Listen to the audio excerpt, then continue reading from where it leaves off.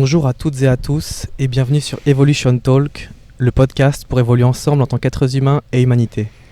Je suis Benjamin Lotin et j'ai la grande joie d'être aujourd'hui en la compagnie de Gilles Lartigot, auteur des livres Hit, la chronique d'un fauve dans la jungle alimentaire et Hit 2, des morts et des vivants.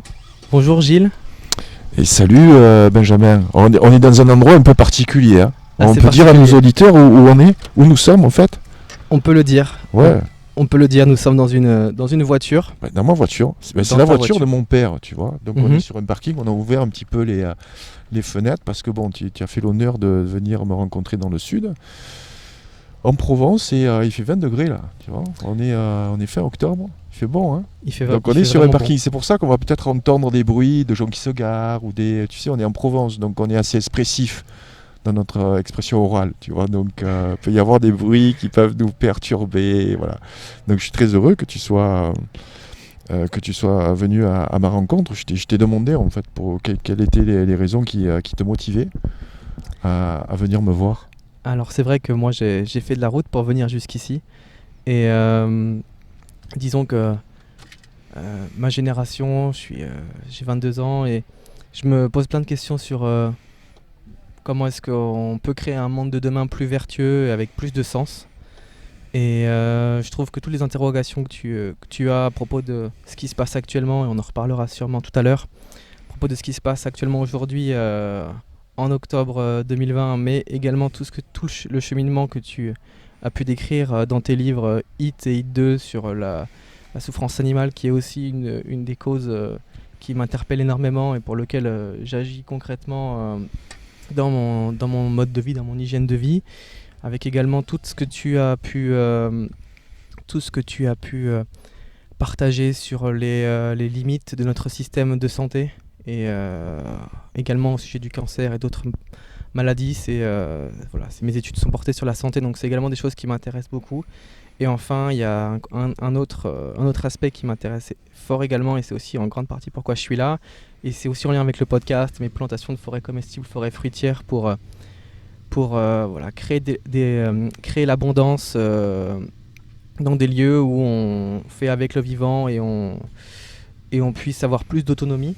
Et donc il y a aussi le côté, disons, du survivalisme qui est abordé dans ton livre qui m'intéresse beaucoup, et cette question d'indépendance et d'autonomie dans la vie en fait. Et donc c'est pour ça que je suis là avec toi dans ta très belle voiture. C'est pas très belle voiture, c'est la voiture de mon papa. Elle a plus de 15 ans et 200 000 km, tu vois. Je suis pas du tout un consommateur de voitures, tu vois. En général, les personnes qui achetaient les voitures dans les années 80-90 les changeaient au bout de 5 ans, tu vois. Il y avait les crédits qui couraient comme ça, c'était les voitures qui se remplaçaient, tout ça. Et donc, il y a plus de 10 ans, j'ai réfléchi à ma façon de consommer, parce que voilà, c'est un secret pour personne. Ceux qui me connaissent en fait savent que j'ai tout perdu en fait, professionnellement, financièrement. En 2007, je me suis retrouvé à la rue et donc voilà, je suis devenu quelqu'un de nouveau, de différent, avec une prise de conscience qui m'a été que j'ai en fait subi. Tu vois, c'est pas une prise de conscience comme la tienne, aujourd'hui à 22 ans, où tu es en âge de te poser ce type de questions et tu réfléchis à ton avenir. Moi, j'étais dans une situation où je réfléchissais pas trop forcément à mon avenir. En étant dans le show business, la publicité, j'étais un petit peu comme dans l'étoile noire, tu vois, de la consommation et du divertissement. Et donc c'est la vie qui m'a montré que j'étais sur le mauvais chemin. Donc j'ai eu cette prise de conscience un petit peu contraint et forcé. C'est très différent lorsque tu l'as subi, quand tu subis ce choc, ou alors c'est un choc que tu vas anticiper. C'est pour ça que dans le tome 2 de Hit, j'ai voulu vraiment parler de cette notion qui est très mal perçue, notamment du grand public qui regarde les médias mainstream, c'est-à-dire le survivalisme, où on va montrer en fait des gens dans des bunkers avec des réserves de nourriture, des armes, et qui attendent la Troisième Guerre mondiale, tu vois. C'est pas du tout ça le survivalisme en fait. C'était le mode de vie de nos grands-parents, et toi peut-être de tes arrière-grands-parents, tu vois. Donc en fait, c'est moins de dépendance par rapport à l'État. Et je pense que le fléau aujourd'hui qui nous touche, c'est notre hyperdépendance à l'État. L'État qui va s'occuper de notre santé, l'État qui va s'occuper de notre sécurité, l'État qui va s'occuper de l'éducation, non pas de l'instruction, de l'éducation, puisque c'est l'éducation nationale, l'éducation de nos enfants, qu'on n'a pas le temps, nous, de nous en occuper, puisque nous travaillons, hommes et femmes. Tu vois, avant, c'était uniquement les hommes qui travaillaient. Donc, il y a eu un changement sociétal qui a été un bouleversement majeur après la Deuxième Guerre mondiale. Et moi, en fait, je suis arrivé dans ce domaine-là par la porte, puisqu'il y a plusieurs portes d'entrée, d'une prise de conscience générale du monde dans lequel on vit. Et pour moi, cette porte, c'était la maltraitance animale. Donc, je suis rentré par cette porte, j'ai fait mes enquêtes dans ce sujet, j'ai rencontré les bonnes personnes, non pas par hasard, mais parce que je devais les rencontrer. Et il se trouve que le premier livre, Hit, Chronique d'un phobe dans la jungle alimentaire, a été, dès l'année de sa sortie en 2014, un peu le fer de lance du milieu des véganismes, bien que je ne sois pas végan, on y reviendra. Et surtout de cette prise de conscience de qu'est-ce que nous faisons aujourd'hui avec ces animaux d'élevage que nous surconsommons. Et des animaux en plus qui nous rendent malades. Et donc j'ai commencé par cette porte-là et je me suis ouvert après à tous les problèmes sociétaux qui sont induits de ce massacre des animaux. Donc cette surconsommation qui a été faite dans les années après-guerre et cette société, surtout la société du spectacle telle que l'a décrit Guy Debord. Et en fait, aujourd'hui, on se distrait, tu vois, on s'instruit plus, on se distrait et on est arrivé comme ça dans un monde de surconsommation où nous sommes totalement ignorants, et ça c'est un des fléaux de notre société aujourd'hui, nous sommes totalement ignorants de notre histoire, de la géopolitique et de l'économie. En fait, nous nous faisons balader par ceux qui nous gouvernent. Et nous ne sommes pas capables aujourd'hui de prendre de bonnes décisions parce que nous n'avons pas les clés. Et modestement, c'est ces clés, moi, que j'ai voulu donner avec le tome 2 de Hit, tu vois, qui est une suite logique du premier, en allant aussi sur tous les préjugés de modes alimentaires alternatifs, tels que le végétalisme ou le végétarisme. Tu remarques que j'emploie pas le mot végan, parce que le mot végan est quand même un combat politique. C'est en fait donc le soutien aux animaux. C'est la cause animale. Donc c'est un mouvement politique, c'est pas un mode alimentaire. Le mode alimentaire, c'est végétalien, voilà, où on mange pas du tout de produits animaux, ni la chair d'animaux, ni de sous-produits animaux. Et donc j'ai travaillé là avec le docteur Jérôme Bernard Pelé pour le deuxième livre, qui est un des experts de la nourriture végétalienne en France. Expert, ça veut dire qu'il a lu les 3000 études sur le sujet, contrairement à ses détracteurs qui sont totalement là aussi ignorants. En matière de nutrition, on pourra aussi développer des heures sur l'ignorance, notamment de la médecine et des docteurs généralistes concernant le mode alimentaire qui nous garde en santé et qui même peut nous guérir. Je crois que tu es un spécialiste du jeûne. Va trouver aujourd'hui un médecin généraliste qui va te conseiller de faire un jeûne. Bonne chance. Il y en a peu. Il y en a quelques-uns que j'ai pu rencontrer, mais il y en a peu. Donc tu t'aperçois que si tu me suis aussi sur Instagram, les réseaux sociaux, tout ça, je digresse beaucoup, je parle beaucoup, j'oublie la question initiale, des fois je me perds en route, des fois je retrouve mon chemin. Donc là je sais plus ce que tu m'as demandé au début, je pense que toi non plus, j'ai l'art de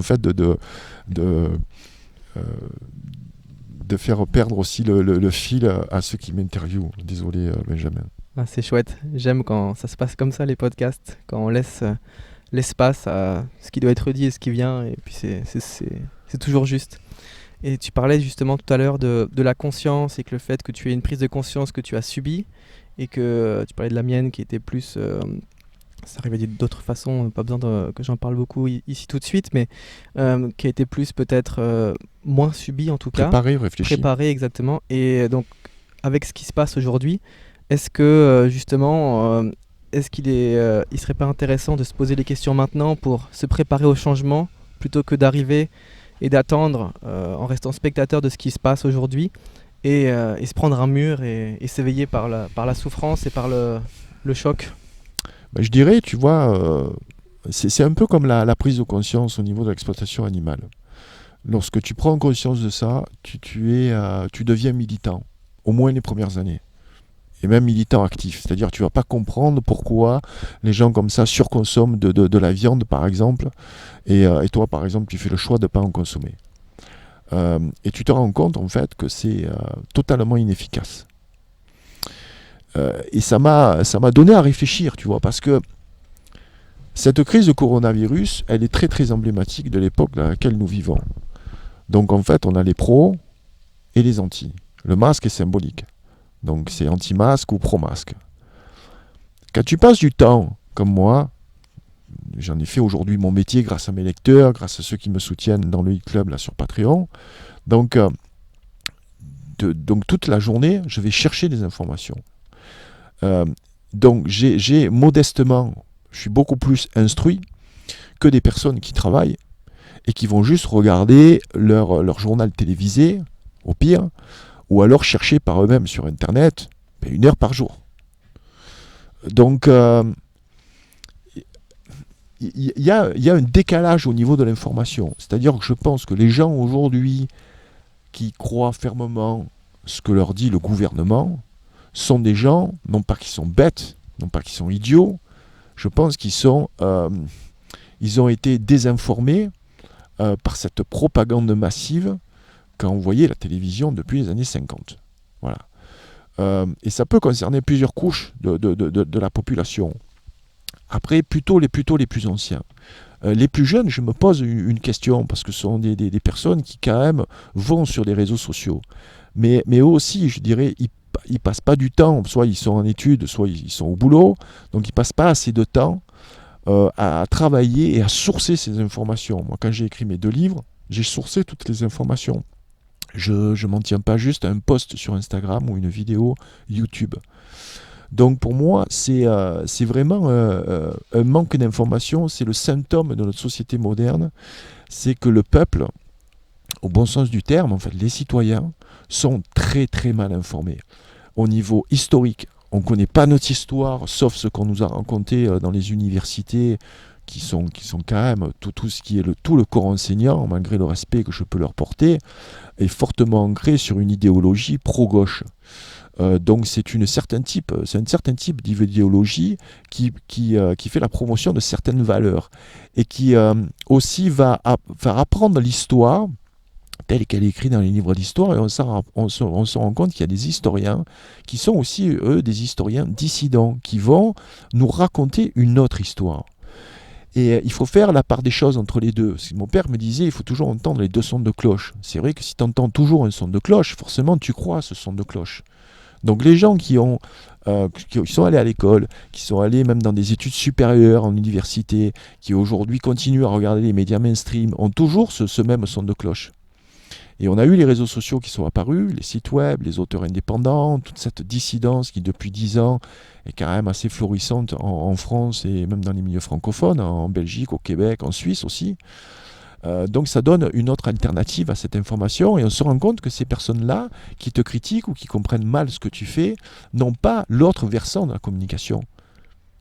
Moi, pendant jusqu'à 40 ans, j'ai écouté ce qu'on m'a dit à la télévision. J'ai pas été forcément un bon élève, je n'ai pas fait d'études supérieures, mais j'étais dans un certain milieu où je m'informais uniquement via la télévision. C'est dramatique ce que je te dis. C'est dramatique. Et cette prise de conscience, moi, je l'ai eue de façon extrêmement violente à l'âge de 40 ans. Et donc, en fait, j'ai découvert un nouveau monde, ce que j'explique dans le tome 2. Et donc là, tu te dis, wow, il va falloir tout réapprendre, en fait. Et là, ça devient passionnant, parce que tu n'as même plus besoin d'aller au cinéma. Enfin, ce qui se déroule aujourd'hui, je t'assure que ça vaut les meilleurs James Bond, tu vois, Mission Impossible, tous les films, tu vois, d'espionnage. Enfin, c'est juste... Et c'est énorme, c'est Independence Day le mois prochain avec Trump contre Biden, tu vois. Donc là aussi, toute la je dirais, désinformation qu'il y a eu autour de cette administration Trump, qui depuis, je dirais, qu'elle a été élue, fait quand même un ménage au niveau, je dirais, des valeurs américaines, notamment tout ce qui est pédocriminalité. Ils sont en train vraiment de travailler très très fort sur des dossiers. Il ne faut pas oublier que Epstein, qui était un des plus gros producteurs d'Hollywood, est tombé sous le régime de Trump. Il ne faut pas oublier non plus que Epstein, qui livrait en fait tous les jeunes filles et les jeunes garçons à toute l'élite mondiale, avec une île en plus à lui, enfin une personne richissime qui alimentait tout ce courant-là. Donc est tombé également. Bon, lui, on l'a suicidé en prison. Il y a Ghislaine Maxwell qui a été arrêtée par le FBI. Tout ça sous l'administration Trump. Trump, c'est le seul président américain, je crois qu'ils sont juste deux, je me souviens plus le premier, mais en fait c'est le seul là dans les contemporains qui n'a pas fait de guerre. Le mec, il a fait aucune guerre. Vous vous rendez compte de ce que je dis? Il a fait aucune guerre. Comment tu peux dire qu'il est pro-guerre, tu vois, voilà. Et en plus, bon, il a rétabli de façon économique l'Amérique en proposant des emplois. Voilà, donc il y a toute une grosse désinformation. Et Trump, c'est un dossier, enfin, c'est un mot qu'il ne faut pas prononcer. C'est un peu comme Voldemort, tu vois. Tu parles de Trump, forcément anti ou pro. Moi, je veux bien parler avec des anti-Trump. Je ne suis pas pro-Trump, en fait, parce que je m'en fous. En tant que Français, je ne vote pas pour Trump. Je suis, en fait, cette actualité parce que je trouve que c'est très, très important par rapport à ce qui va se passer en Europe suite à sa réélection le mois prochain. Donc, il va y avoir des gros changements, notamment par rapport à l'État profond, qui a la main, si tu veux, sur toutes les économies mondiales. Je suis peut-être allé un peu trop loin, là, non? Et trop vite. Non, tu es sûr? Moi, ça va, je te suis. Je ne sais pas si on a perdu peut-être des gens en route. C'est vrai que moi, par exemple, au tout début, quand Trump a été élu, je comprenais pas vraiment. Au début, j'avais le point de vue des médias à cette époque-là. Et ces dernières années, là, en écoutant d'autres sons de cloche, comme tu disais tout à l'heure, bah, on s'aperçoit qu'il y a une communication qui paraît scandaleuse, qui paraît odieuse, parce que voilà, les médias choisissent des bouts très spécifiques et montrent un point de vue. Et quand on regarde derrière les faits, eh bien, souvent, c'est différent, voire l'opposé. Et c'est vrai que je pense que comment est-ce qu'on peut juger d'un politique, même si la politique, c'est pas nécessairement là où je pense qu'on a le plus de choses pour agir. J'espère en tout cas qu'il y a un réveil citoyen et qu'on n'attende pas qu'il y ait un changement d'en haut, mais qu'on œuvre chacun à notre place, à notre juste place ensemble pour faire des choses différentes. Mais c'est vrai que quand on regarde les faits, et je pense que c'est là qu'on devrait peut-être plutôt juger le politique, eh bien, on se rend compte que c'est pas le même son de cloche que ce qu'on a entendu d'un point de vue médiatique, et ça pose question, et je trouve ça intéressant d'aller creuser justement, comme tu le disais, de ce côté-ci, parce qu'il se passe beaucoup de choses dernièrement et qui vont avoir des répercussions en Europe, là où on se trouve. Mais tu sais, c'est ce qui me, je dirais, me rend pas forcément optimiste pour l'avenir. C'est que moi, j'ai mis quasiment 10 ans à comprendre tout ça. En y passant quasiment tout mon temps. Je me dis que si j'avais continué dans ma vie d'avant, voilà, en travaillant comme tout le monde, passant du temps dans les transports en commun, comment j'aurais pu assimiler tout ça? Alors je pense que le réveil peut se faire de plusieurs manières, mais pour ceux qui en fait n'ont pas connaissance de tout ce dont je viens de parler, il faut du temps en fait pour assimiler tout ça. Il faut vraiment du temps. C'est pour ça qu'on ne peut pas tout dire à tout le monde librement, parce qu'on rapidement on passe pour un fou, quoi. On passe pour un fou. Donc comme là on est en podcast, on ne sait pas qui nous écoute. Je vais rester peut-être sur ce qu'on peut faire aujourd'hui. Par rapport à ce qu'on nous impose, par rapport à ce que le gouvernement va nous imposer dans les mois à venir. Ça fait plusieurs mois que je dis que le pire est à venir. On n'a pas connu le pire, je pense que le pire on le connaîtra l'année prochaine. Et il y a une clé pour, je dirais, anticiper tout ça. C'est premièrement déjà s'informer via des réseaux indépendants, via des personnes indépendantes, et toi tu peux être aussi une porte d'entrée pour ça. Et commencer à avoir un petit peu de résilience. La résilience, si tu veux, c'est retour à un état normal, c'est retour à une autonomie, cette autonomie qu'on a perdue depuis les années 50. Voilà. On n'a pas de réserve de nourriture chez nous, on n'a pas de réserve hydrique, On ne sait pas se défendre. La défense personnelle est un sujet totalement tabou en France. On ne peut pas s'imaginer que du jour au lendemain, l'État peut-être arrêter, je dirais, de nous protéger. On peut avoir des ruptures de la normalité, et ça, on l'a connu, ne serait-ce qu'avec le confinement. Je dirais, le confinement a apporté, si tu veux, des restrictions où tous les gens sont précipités dans les supermarchés à acheter du PQ, vider les stocks, tu vois, de pâtes. La première ligne en fait de défense du survivaliste, c'est d'avoir au moins un stock de nourriture de plusieurs mois chez soi. Alors, plusieurs mois, au moins 2-3 mois. Et pas forcément des choses de la nourriture déshydratée, mais des choses que l'on mange au quotidien. Je dis en fait, il faut stocker ce que l'on mange et manger ce que l'on stocke. Donc ça, c'est très important. Dans le tome 2, j'ai collaboré avec la personne pour moi qui est emblématique du survivalisme au niveau francophone, c'est un dénommé Vol Ouest, qui est très très pragmatique. Je ne sais pas si tu connais Vol Ouest Oui, également. j'ai suivi. Très pragmatique au niveau du survivalisme, de la résilience. Donc je l'ai fait intervenir dans mon deuxième livre pour justement parler de ce survivalisme qui est aujourd'hui tellement d'actualité. Essayer d'avoir un petit peu d'autonomie, voilà, récupérer un petit peu notre autonomie. Et il y a plusieurs volets à cette autonomie. C'est déjà la façon dont on travaille, pour qui on travaille. Toi, on en a parlé tout à l'heure, tu as fait le choix de rester et d'aller vers une profession en étant indépendant. Donc voilà, ça a des risques, ça a des inconvénients, bien entendu, mais ça a aussi d'énormes avantages de ne pas dépendre de quelqu'un, de l'activité de quelqu'un, et d'être autonome, d'aller chercher ton propre business.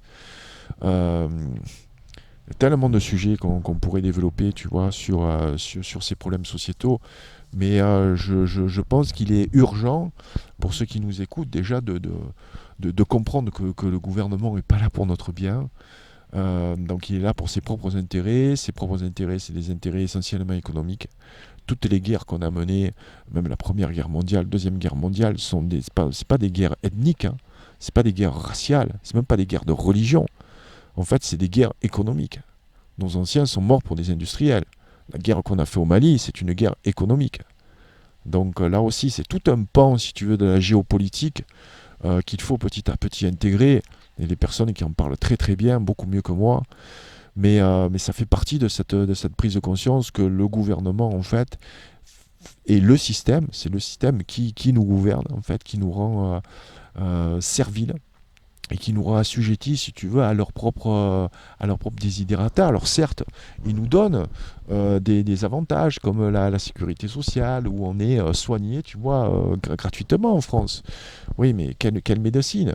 Et aujourd'hui, on refuse, si tu veux, d'écouter un des meilleurs virologues au monde, c'est le professeur Raoult, en plus qui est là, à côté, à Marseille, tu vois, et voilà, qui a prouvé que la chloroquine, l'azithromycine guérissait les gens lors de leurs premiers symptômes, mais l'État n'en veut pas parce qu'il veut créer des malades. On veut créer cette pandémie pour un plan qui est défini depuis la Révolution française, quasiment. Et puis je trouve qu'il est urgent dans cette époque et c'est écrit dans la description de chaque podcast, de se réapproprier l'information, comme tu le disais.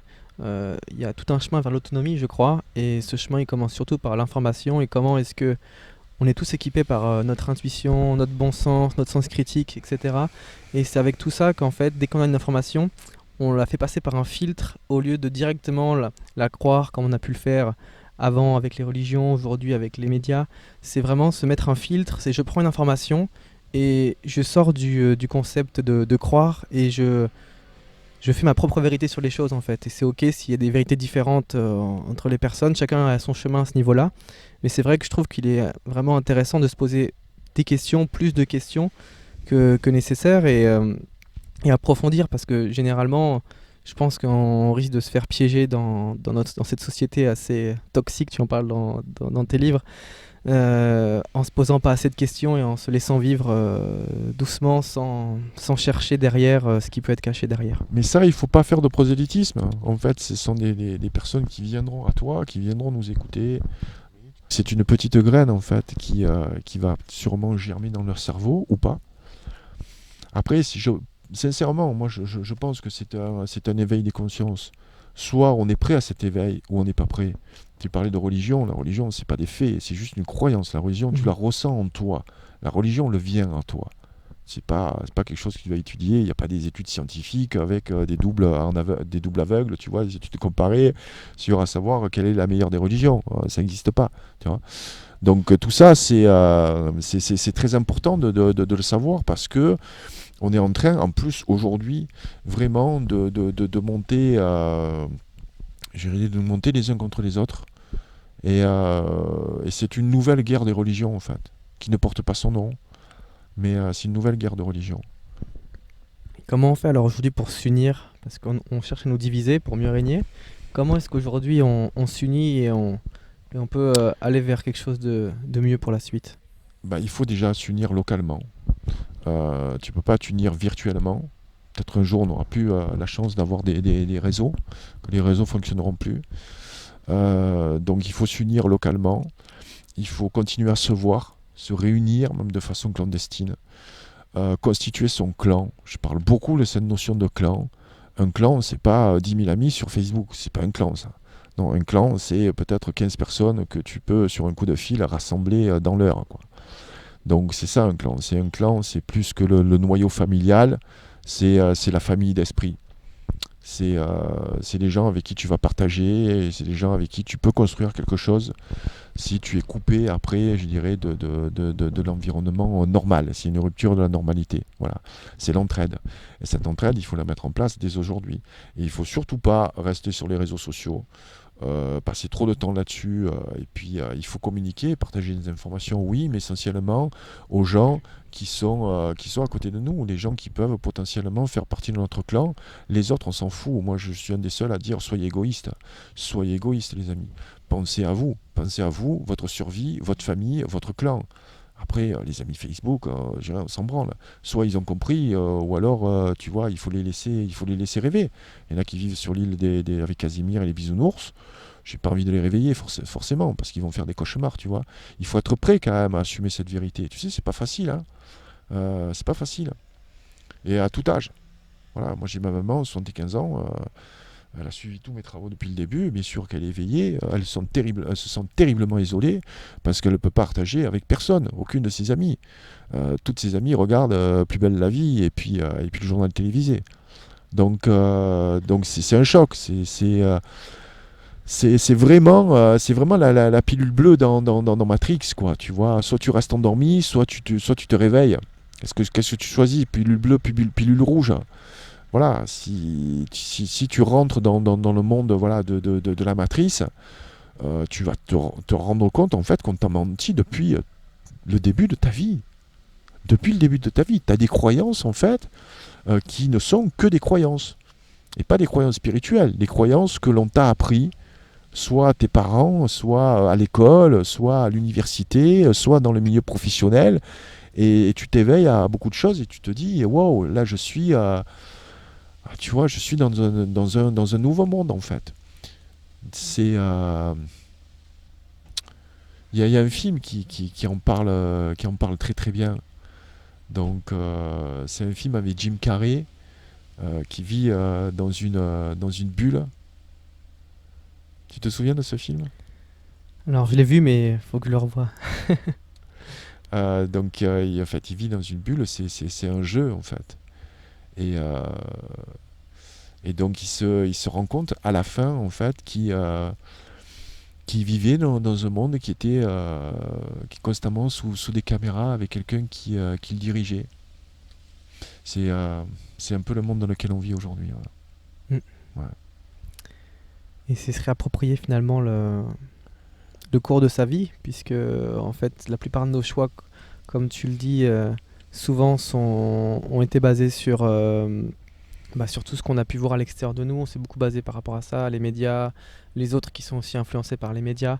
Et donc c'est comment est-ce qu'avec après ça, on réussit à se dire qu'en fait, souvent, si on a suivi cette voie-là où on était guidé par l'extérieur de nous-mêmes et pas forcément sur ce qu'on avait envie de faire et vers l'autonomie, on se retrouve dans des situations assez délicates. Et c'est comment aujourd'hui, c'est douloureux le passage, souvent le réveil, la pilule rouge, ça pique, mais on a tous cette opportunité-là de shifter un moment et de se dire bon ben voilà quoi, je décide d'être responsable de ma vie et de la suite et être autant responsable du chemin qu'on a fait avec inconscience et reprendre ses responsabilités sur la suite pour choisir une autre direction et un avenir plus juste pour soi et vraiment plus vertueux parce que ça, c'est un chemin quelque part intérieur dans toute sa vie et en même temps ça aura des répercussions avec tout le collectif et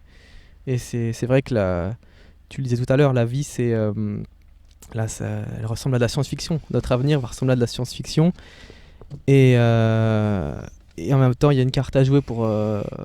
moi j'aime bien voir l'époque un peu comme ça, de me dire bon ben je pourrais voir la vie et me dire ah ben c'est foutu, la terre est bousillée, on est manipulé, on va plus rien faire, on va tous mourir et c'est fini. Et en même temps, je vois qu'il y a une partie, comme on le disait, il y a tout un effondrement qui est en cours, des anciennes structures qui n'ont plus de sens. Et quelque part, le monde s'effondre d'un point de vue. Et il va à sa perte, il fonce droit dans le mur à pleine vitesse. Et de l'autre côté, c'est sûrement la meilleure époque aussi pour reconstruire parce que on aurait débuté quelque chose après la Seconde Guerre mondiale, où on reconstruit, on part dans tout un schéma de production, de consumérisme, etc. Ben, les alternatives, ce qui a du sens, ça aurait été noyé dans la masse, on n'aurait rien pu voir. Alors que là, aujourd'hui, je trouve que cette époque, elle est challengeante dans l'idée que le monde va s'effondrer de lui-même. Et c'est une des plus belles époques, je trouve, pour semer quelque chose de nouveau, pour faire créer un autre monde. Et c'est vraiment l'époque est propice à ça, bien que ce soit difficile, qu'on va très sûrement passer par de grands chocs. Je conserve une foi pour la suite et en tout cas moi ça m'aide à avancer et à et ça me donne l'énergie pour continuer d'œuvrer dans ce sens-là et puis qu'importe finalement tant qu'on a fait le maximum dans cette vie pour ça. Ouais, il faut déjà penser à soi, c'est évident. Le film dont je te parlais, donc c'est le Truman Show. Si vous l'avez pas vu, regardez ce film, il est juste phénoménal. Il y a une série aussi que je voudrais vous conseiller, c'est Le Prisonnier. Je sais pas si tu te souviens de cette série des années 60. Je la connais pas. Donc c'est normal, tu étais beaucoup trop jeune pour ça. Donc tu te rends compte, c'était une série des années 60, je pense, fin des années 60, début 70 en tout cas. Donc qui est juste magnifique. Donc il y a des livres que je peux te conseiller, que tu as peut-être lu, que nos auditeurs ont peut-être pas lu. Il y a 1984 de George Orwell. Oui. 1984, George Orwell, c'est ce que nous vivons aujourd'hui, voilà, vraiment. Il y a aussi Aldous Huxley qui a écrit Le meilleur des mondes. Donc ça, ce sont vraiment des livres remarquables, des livres d'anticipation qui ont été écrits dans les années 30-40. C'est juste incroyable comment ils décrivent si bien la société dans laquelle nous vivons aujourd'hui. T'as des rêves, c'est très bien. Moi, je suis pas une utopiste, tu vois. Je suis persuadé que il y aura de toute façon un affrontement. Cet affrontement, aujourd'hui, on en a un exemple avec Trump qui combat l'État profond aux États-Unis. On va avoir des répercussions, bien entendu, en Europe. C'est une game, si tu veux, où tu peux pas intervenir. C'est un jeu qui t'est inaccessible. Donc, comment toi, tu peux y participer? C'est déjà en reliant d'autres informations, qu'on ne soit pas uniquement sur des désinformations, notamment de la politique, de la géopolitique, dans laquelle on ne peut pas du tout intervenir parce que les personnes pour lesquelles nous votons aujourd'hui, nous ici en Europe, sont des personnes qui ont été choisies par le système. Personne ne changera quoi que ce soit. Et il y a eu une seule révolte citoyenne qui aujourd'hui a été, je dirais, un peu tuée dans l'œuf, en tout cas gangrénée par cette extrême gauche qui va financer des mouvements sociaux comme Black Lives Matter, comme ce soit la famille Traoré également, tout cet antiracisme depuis les années 80 qui a été un instrument en fait du Parti socialiste, un instrument vraiment de manipulation de la population. Et donc c'est tous ces mouvements aujourd'hui qu'il faut combattre, je dirais, à notre niveau, c'est-à-dire ne pas tomber, sans tomber dans le piège. Voilà. Et là, on est dans un piège où il y a une colère contre l'islam qui n'a rien à voir avec cet attentat terroriste qui a déjà été fomenté par d'autres qui veulent foutre la merde en France, en fait. Et tout ça a été préparé.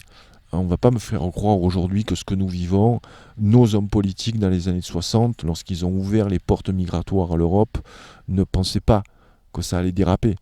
Voilà. Donc il y a un gros problème en plus en France, hormis, je dirais, cette immigration contrôlée qui vient de l'Europe. Il faut savoir que l'Europe, qu'a voulu le général de Gaulle, était une Europe souveraine. Donc une Europe des nations. Et cette Europe des nations, en fait, avait des contrats, une facilité le libre-échange, comme on a appelé ça le libre-échange, et aussi consolider, après ces années après-guerre, donc consolider la paix en Europe. Mais aujourd'hui, nos gouvernants, Macron compris, Merkel, etc., veulent une Europe fédérale, ce qui n'a rien à voir. Et l'Europe fédérale, ils l'ont aujourd'hui, puisqu'on a une monnaie unique. C'est-à-dire que la France, comme les autres pays, ont perdu leur souveraineté. Un pays qui ne bat pas de monnaie n'est plus un pays souverain. Un pays qui n'a plus d'armée légitime, et on a une armée aujourd'hui qui est pas forcément une des plus importantes, parce qu'il y a tout un aspect antimilitaire qui a été promu depuis les années 60. Hein. Mais tout ça, c'est très significatif, c'est-à-dire que l'Europe est soumise aujourd'hui aux contraintes donc, de cette gouvernance mondiale. Cette gouvernance mondiale est représentée par des apatrides, des gens qui n'ont pas forcément de pays, qui défendent des fausses valeurs et qui sont portés uniquement par la finance et l'argent. Et donc c'est cet argent-là aujourd'hui, je dirais, qui dirige le monde, les États et ceux qui nous gouvernent. Nos principaux ennemis sont ces gens-là. Mais on ne peut pas se battre contre eux, même si on a une nouvelle façon de consommer, même si on retourne à la terre, etc. Il faut le faire pour soi, pour soi-même, pas pour ce combat-là. Ce combat-là est un combat qui est plus un combat aujourd'hui religieux. Je crois qu'il y a des forces spirituelles qui se mettent aussi en place, qui vont nous envoyer des hommes providentiels, des gens qui ont des valeurs et qui se battent pour ces valeurs, comme Trump se bat pour ses valeurs, je dirais, catholiques et orthodoxes, donc aux États-Unis. Cet homme-là poursuit, c'est fou, hein, il poursuit exactement la même politique que John Fitzgerald Kennedy, qui était adulé en Europe, mais personne ne sait en fait qu'il fait le même travail que John Fitzgerald Kennedy, qui a été assassiné parce qu'il faisait ce même travail-là. Donc de libération, je dirais, de ce joug mondialiste. Et donc, on peut avoir des rêves de l'utopie, mais ça ne sert à rien. Le mouvement social qui a été gangréné, donc comme je disais tout à l'heure, et tué dans l'œuf, c'est les Gilets jaunes. C'est les Gilets jaunes. Les Gilets jaunes, c'est un vrai mouvement citoyen. Je ne vous parle pas des Gilets jaunes de septembre dernier, hein, avec cette vague antiracisme et communautarisme qui a intégré ce mouvement. Je vous parle d'une colère saine, une colère citoyenne, sans leader, sans chef, et des gens non violents, qui ont pris des ronds-points, qui ont libéré les péages, les amis. À quoi ça sert aujourd'hui qu'on paye de l'argent, qu'on donne de l'argent pour des péages, avec des autoroutes qui sont déjà financées? Je vois Benjamin qui est en train chaque fois de m'approuver, de sourire, donc je continue. Donc c'est vrai que le combat des Gilets jaunes, le combat initial, je suis en rapport avec des Gilets jaunes constituants, des gens aujourd'hui qui sont encore sur des ronds-points. Je dis, mais qu'est-ce que vous faites encore sur les ronds-points? Il me dit, c'est le lien social. On s'apporte des paniers de légumes, tu vois, on échange, on parle entre nous, on parle. Et regardez ce que veut casser le gouvernement aujourd'hui.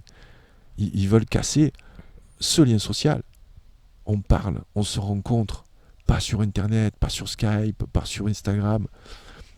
Dans la vraie vie, que ce soit sur un rond-point, j'irai chez quelqu'un, on peut organiser aujourd'hui, je dirais, des choses qui sont clandestines, des rencontres, tu vois. Mais on nous impose moins de 6 personnes. C'est bizarre quand même. Je ne sais pas si tu as remarqué ça. Macron, dans un discours assez récent, il parle que va arriver la bête de l'événementiel. Attendez-vous à avoir arrivé la bête de l'événementiel. Elle est là, elle arrive. C'est à peu près ce qu'il a dit. En tout cas, il a cité la bête de l'événementiel. J'avais jamais entendu parler, moi, de la bête de l'événementiel. Lorsqu'il nous a proposé donc, ce couvre-feu, enfin, il ne nous l'a pas proposé, il nous l'a imposé, hein, il a parlé donc pendant 6 semaines. On avait le couvre-feu pendant 6 semaines. On est interdit de se réunir à plus de 6 personnes. Et il nous a parlé des 6 bonnes habitudes à faire. Se laver les mains, aérer, tu vois, 6 bonnes habitudes. Je me dis, c'est bizarre, pourquoi avoir choisi le 6? Pourquoi pas le 5 ou le 7? Parce que là, en fait, il a fait 3 fois 6. Et 666, tu sais ce que c'est symboliquement? C'est le chiffre de la bête. C'est le chiffre de Satan, quand même. Donc moi j'aime beaucoup le heavy metal, tu vois. Donc j'aime beaucoup donc, tout ce qui est bon, pas du tout religieux. Le heavy metal en fait c'est toute la, je dirais, l'aspect cartoonesque de cette diabolisation, tu vois, ce satanisme et tout. Et il y a un groupe que j'affectionne particulièrement qui s'appelle Iron Maiden, qui a fait un titre qui est 666, le nombre de la bête. C'est le Number of the Beast, tu vois. Et donc il y a beaucoup aujourd'hui de connotations religieuses dans les discours de nos hommes politiques, toute cette symbolique-là, qui est liée aussi à la franc-maçonnerie et tout, mais bon, on va pas développer aussi, si on s'en sort plus. On va rester donc juste cette symbolique donc, qui est religieuse. Et pour moi, donc, c'est une guerre des religions. À savoir que la laïcité qui nous a été imposée après la Révolution française a été imposée pour tuer le catholicisme. Voilà. Cette séparation de l'Église de l'État, on nous fait croire que c'est pour notre bien, tout ça. Non, mais c'est devenu, en fait, la laïcité visait le séparatisme. Chacun pouvait, je dirais, exercer sa propre religion dans son foyer. Mais c'est devenu une religion d'État. Voilà. Et d'ailleurs, je vais faire un live, tu vois, ce soir sur ma chaîne, là, avec un docteur qui fait partie du club, qui s'appelle Docteur Fouad, qui est de religion musulmane. Et voilà, il va aussi développer tout ça. C'est un patriote français, tu vois, on est en train de nous monter aujourd'hui les communautés les unes contre les autres. Donc, il faut toujours faire attention au combat que véhiculent les grands médias, les médias mainstream. Je te donne un exemple. Le combat des Gilets jaunes, donc les gens sont descendus de la rue, tout ça, ont manifesté et tout. On les a accueillis donc avec des flashballs, il y a eu des mains arrachées, des yeux arrachés, ok. T'es d'accord avec ça? Oui. Bon. Il y a eu pendant le confinement un truc de fou. Il y a eu un appel à la famille Traoré à défiler, le Black Lives Matter, donc il y avait 30 000 personnes qui, étaient interdits en fait de manifester, et on les a laissés faire, et on en a parlé dans les journaux, on a promu ça. En plus, en leur donnant l'excuse de l'émotion, oui, mais donc c'est par rapport à l'émotion en fait d'un acte qui s'est passé en plus aux États-Unis. Donc, voilà, il y a vraiment de la grosse propagande. Donc, les vrais combats légitimes qui pourraient mettre l'État un peu en porte-à-faux, les Gilets jaunes, sont réprimés avec la violence. Et ceux, en fait, qu'on nous fait croire qu'on est dans une France racisme, c'est les communautés les unes contre les autres, sont promus donc par ceux qui nous gouvernent. C'est quand même bizarre. En fait, ce qui est intéressant, c'est souvent, il y a différents mouvements qui naissent et qui sont promus par les différents médias mainstream, etc. Et d'un point de vue, disons, si on a un regard très superficiel, il peut nous sembler que la cause est juste.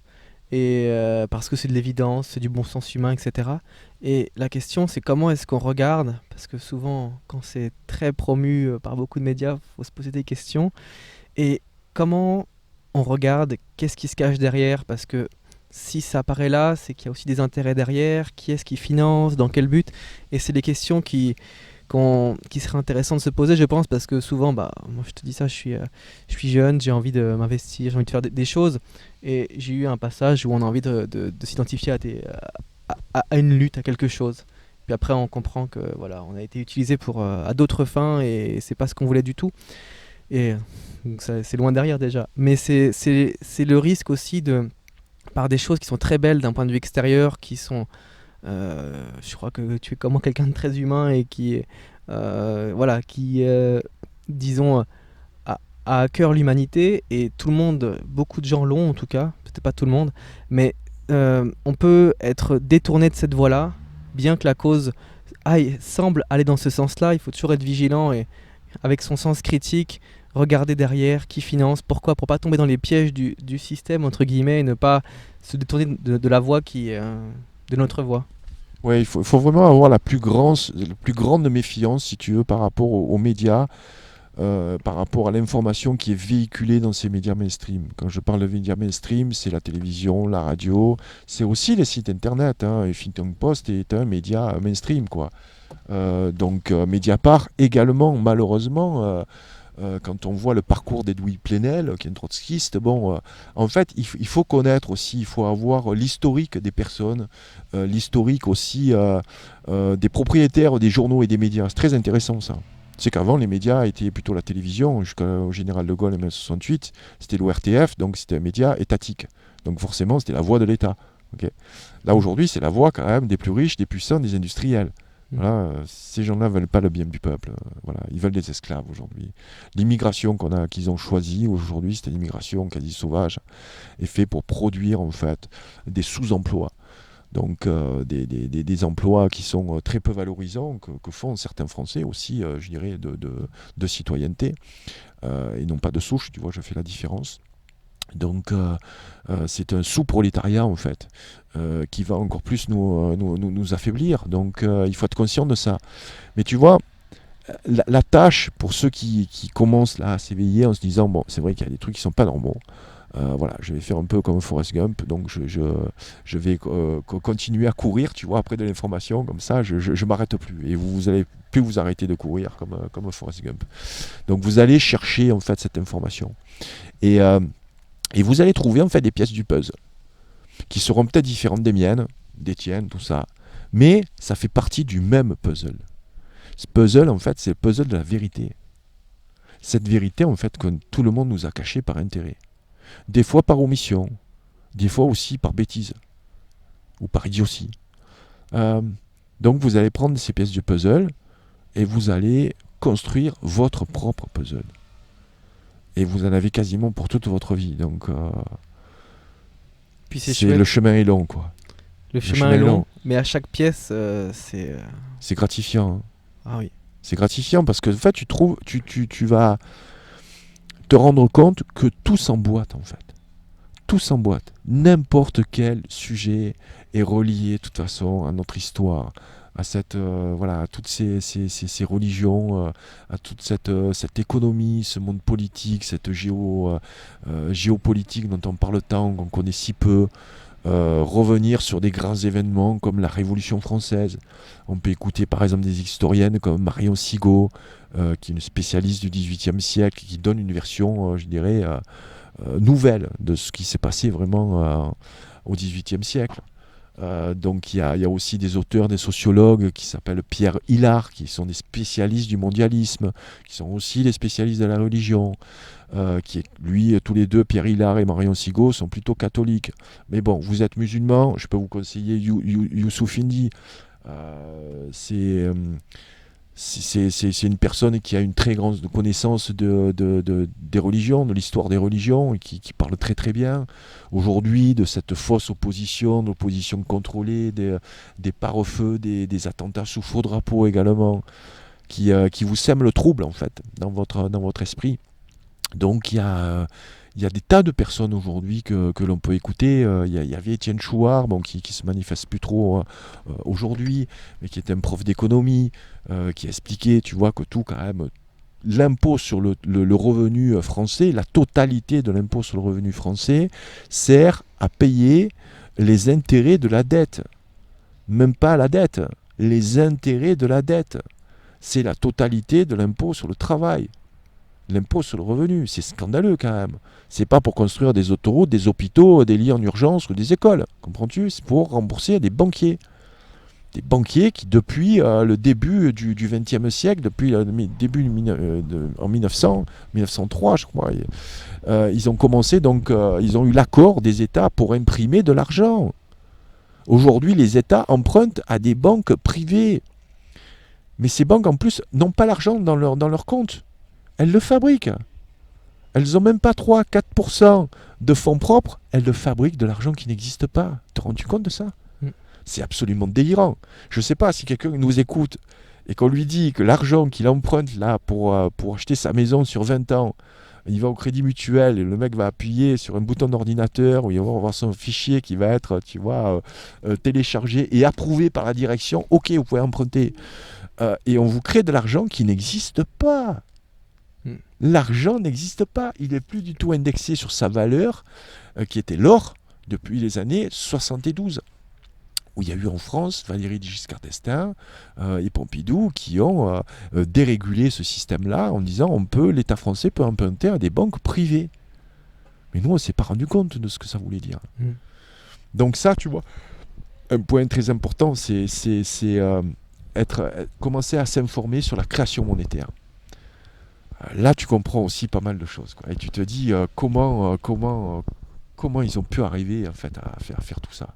C'est une des bases vraiment de quand on regarde voilà, qui crée la monnaie, comment, à partir de quoi, à partir de rien, comme tu parlais, et qu'avant c'était des banques centrales qui étaient aux C'était des États banques nationales, voilà. voilà, et qui créaient de la monnaie à partir de l'or qui était en réserve. Donc au plus tu avais d'or, au plus tu pouvais créer de monnaie. Voilà. Et puis chaque pays pouvait réguler aussi les taux de change. Là, en fait, nous depuis la création de l'euro, on s'est basé sur le Deutsche Mark, donc allemand, qui était, je crois, qui avait une valeur de 30% de plus que le franc. C'est sûr que lorsqu'on est passé en euros, vous en êtes tous rendu compte que les prix en euros ont fait exploser les anciens prix en francs. Vous regardez le prix d'une baguette, le prix d'un café, les trucs qui coûtaient voilà, 1 franc ou 1 franc 50, aujourd'hui ça vaut 1,50 €. Donc ça vaut 10 fois plus. On te dit oui, c'est l'inflation. Alors, vous imaginez, vous qui avez une économie, donc déjà une économie en banque, bon, on ne reviendra pas sur le risque des banques pour pas effrayer tout le monde, mais bon, vous avez des économies, dans 10 ans on ne voit plus rien. Si on a une inflation comme ça croissante, l'économie, tu vois, les comptes épargne ne sont plus du tout rémunérés, ne sont plus indexés sur le coût de la vie, ni sur l'inflation. Ça veut dire quoi? Ça veut dire que tous les ans vous perdez de l'argent sur vos économies. En plus, on vous donne de moins en moins au niveau de votre retraite. On vous donnera de moins en moins, parce que l'année prochaine, il va falloir payer pour les frais du Covid. Le Covid, je vous rappelle, qui est une fausse pandémie. Bon, là, c'est bon. Là, je pense que tout le monde voit que je suis un complotiste. Hein. Je suis un infiltré, donc tu allé voir un complotiste dans le Sud. Et voilà. Et j'ai sorti toutes les thèses fumeuses, enfin, qu'on dit fumeuses. Mais j'encourage vraiment tout le monde à se... Au moins à écouter voilà, des gens qui sont crédibles. Hein, je vous parle là de sociologues, des gens qui écrivent des livres. Hein, je vous ai cité quelques noms. Hein. Donc voilà, informez-vous auprès de ces gens-là et faites-vous votre propre opinion. Voilà. Il n'y a rien de plus détestable et de plus abject que l'on dise que, par exemple, on pense mal. Voilà. On ne doit pas nous dicter ce que l'on doit penser. Voilà. Si on a un avis sur une question, si on a notre bon sens, si notre bon sens voilà, commence à s'allumer comme une petite lanterne rouge, là, il faut écouter notre bon sens. Même si les médias nous disent le contraire. Ah non, non, mais ça c'est mal, tu ne dois pas penser comme ça, tu dois penser comme ça. Et puis, tu parlais du terme complotiste qui est beaucoup utilisé et qui évite de se poser plein de questions. Et c'est vrai que si on peut aller au-delà des catégories dans lesquelles on nous met, que ce soit avec l'alimentation, on en parlait tout à l'heure, des catégories, que ce soit le côté vegan, végétarien, toutes les catégories qu'on peut mettre et qui nous séparent finalement, comment est-ce qu'on peut aller au-delà et puis simplement accepter que chacun ait un point de vue différent et qu'on puisse aller creuser, développer ce sens critique-là qui est important aujourd'hui. Je vais te sortir une phrase de Jean-Marc Jancovici. Ça te parle ce nom, Jean-Marc Oui, je connais. Jancovici? Oui. Ok. Moi, tu connais beaucoup de choses quand même à 22 ans. Hein. Je suis jaloux quand même. Si j'avais dit tout ça à ton âge, tu vois, je serais un peu moins con aujourd'hui. Hein. En tout cas, non, c'est bien que tu à ton âge, tu prennes conscience de tout ça. Alors, Jean-Marc Jancovici, pour ceux qui ne connaissent pas, je vous encourage à aller l'écouter. Hein. C'est un des spécialistes de la climatologie.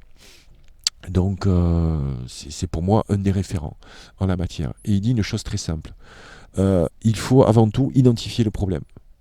Si vous n'identifiez pas le problème, vous allez prendre des solutions au hasard et le hasard est très très aléatoire. Si vous identifiez le problème, vous aurez plus de chances de trouver la bonne solution.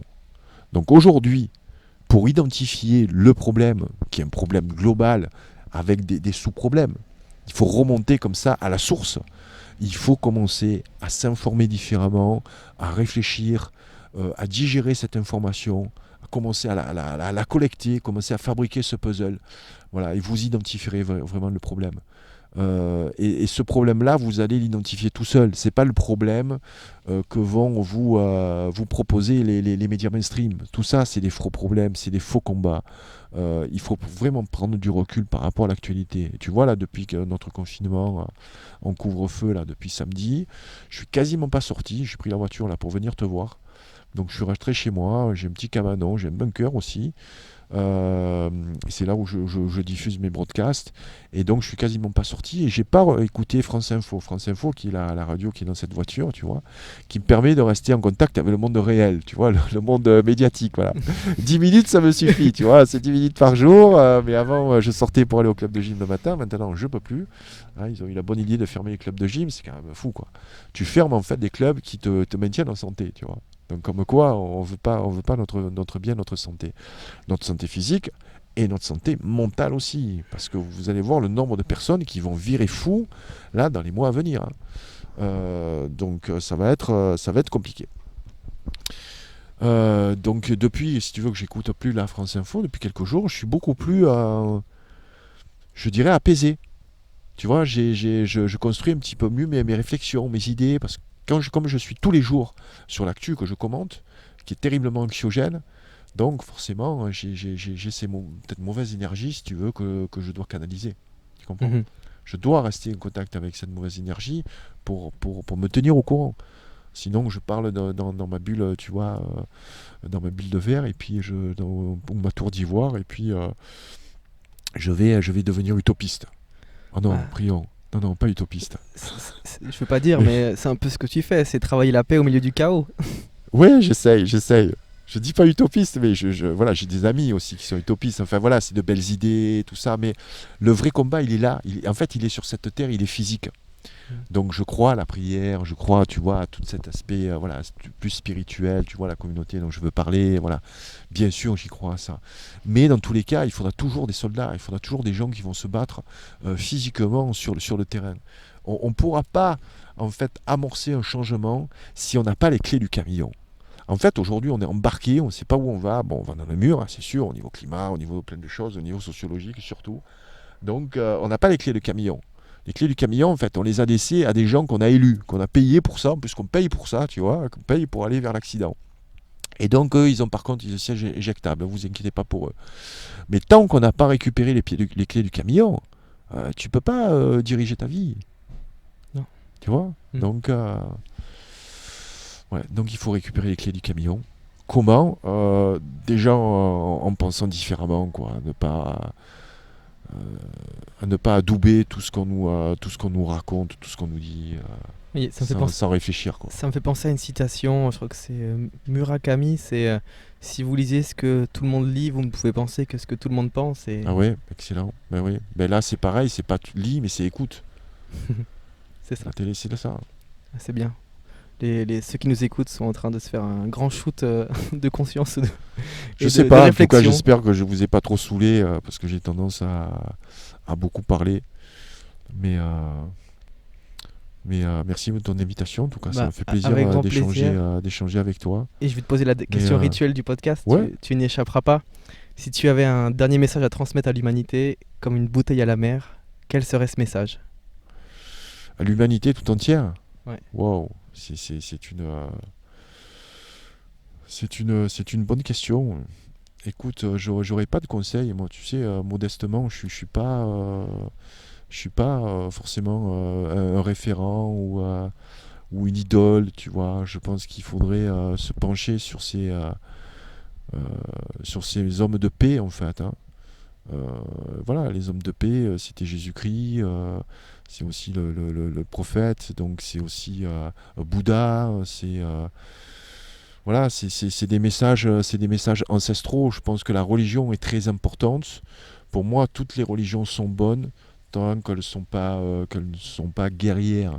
Je crois à l'immanence des choses, tu vois. Je crois à, à la vie aussi ailleurs que sur cette terre. Donc c'est pour ça que je suis croyant. Contrairement, si tu veux, à certains qui pensent que on n'est fait que de chair, tu vois, et avec de l'eau, et qu'on évolue tels des animaux sur cette terre. Je pense qu'on est là pour une mission. Chacun a sa mission. Je dirais chacun aussi a sa légende personnelle. Et je souhaite à tout le monde de trouver sa voie, en fait. Donc j'ai pas de conseil à donner, si ce n'est celui-ci. Ça peut être un conseil. Voilà. Trouvez votre voie. Et en fait, votre voix, c'est pas la peine de la chercher, en fait. Votre voix, elle viendra à vous. Euh, Quelquefois, vous essayez de faire des choses, ça fonctionne pas, vous retombez toujours sur les mêmes schémas, vous faites toujours les mêmes erreurs. En fait, vous êtes sur un mauvais chemin. Et une fois que vous êtes sur le bon chemin, déjà, vous vous sentez plus en accord avec vous-même. Vous vous sentez plus en accord avec votre environnement, même la ville, hein, on peut très bien se sentir bien en ville. Quoique, bon, si j'ai un conseil, c'est tirez-vous des villes le plus vite possible. Mais non, voilà, il y a des citadins, j'ai des amis citadins qui s'éclatent en ville, qui ne pourraient pas vivre à la campagne, tu vois. Mais en fait, vous serez plus connecté avec votre environnement, avec vos amis, et vous saurez au fond de vous, dans votre cœur, que vous aurez trouvé la vérité. Parce que la vérité existe. Et on vit aujourd'hui dans un monde, je te parlais de ce Truman Show, on vit dans un monde qui nous a été préfabriqué, dans lequel on veut nous garder comme une prison qui n'a pas de barreaux. Et en fait, il faut se libérer de ces chaînes. Et tout ça, on le fait si on est sur le bon chemin. Les choses vous sembleront plus faciles. Vous saurez vous construirez une relation de couple plus solide. Voilà, vous serez en osmose aussi avec vos enfants, ou pas, hein, mais chacun son choix. Donc, en fait, vous vivrez votre vie. Voilà, c'est ça le conseil. Vivez votre vie et trouvez votre voie. Bon, c'est bien comme conseil, ça. C'est un très beau conseil. Ouais, super, tu vois. Eh Je n'ai bien, pas préparé. c'est là que c'est magique, c'est là où la magie peut intervenir quand on laisse l'instant nous guider. Eh bien, merci beaucoup pour ce magnifique mot de la fin. J'invite ceux qui nous écoutent à aller découvrir les réseaux sociaux de Gilles, sa chaîne. Je suis sur Facebook, je produis très peu sur Facebook parce qu'il y a beaucoup de haine en fait, de trolls comme on dit sur Facebook.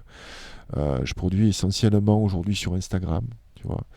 Et j'ai depuis 7 mois maintenant monté mon club privé et ça s'appelle le Hit Club. On est très peu, mais c'est un clan, pour moi c'est vraiment un clan.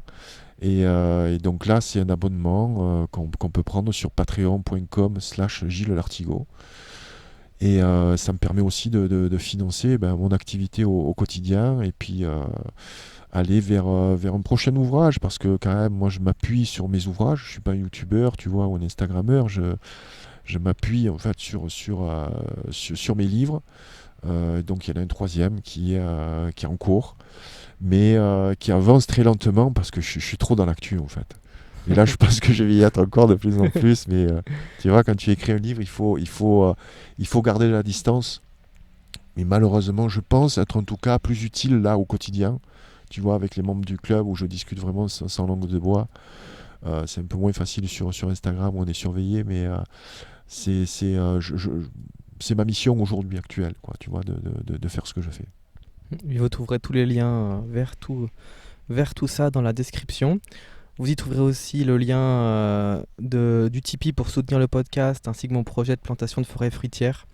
Donc voilà, n'hésitez pas et à bientôt pour un prochain podcast. Merci beaucoup Gilles. Merci de nous avoir écoutés. Merci à toi Benjamin d'être venu jusqu'ici. Merci.